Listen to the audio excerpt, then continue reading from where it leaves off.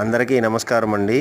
ఈ వీడియోలో మనం షుగర్ని కంట్రోల్ చేసుకునేందుకు వాడే పొడిని ఏ ఏ పదార్థాలతో తయారు చేసుకుంటున్నామో తెలుసుకునే వీడియో అండి ఇది. దీనిలో ముందుగా గురిగింజ ఆకు, అలాగే నేల ఉసిరి, తిప్పతీగ పొడి, ఉసిరి పొడి, పొడపత్రి, నేలవేము, నేల తంగేడు, మునగాకు, మారేడు, నేరేడు, రావి చెట్టు చివుర్లు అంటే లేత ఆకుల పొడి, వీటన్నిటినీ సమానంగా తీసుకొని తయారు చేసిన పొడి అండి. దీన్ని డైలీ ఒక స్పూను మనం ఒక 40 రోజులు గనక తీసుకుంటే షుగర్ కంట్రోల్కి వస్తుంది. కాళ్ళ తిమ్మిరులు, అలాగే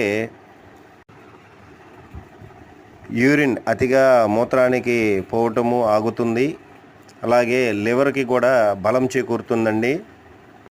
ఈ పొడిని డైలీ స్పూన్ కాడికి పాలల్లో కానీ, లేదా నీళ్ళల్లో కానీ, లేదా తేనెలో కానీ ఇలాగైనా మనం తీసుకోవచ్చండి.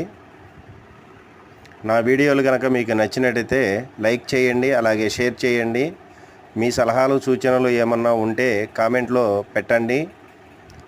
సబ్స్క్రైబ్ చేసుకోవడం మాత్రం మర్చిపోవద్దండి. నమస్కారం అండి.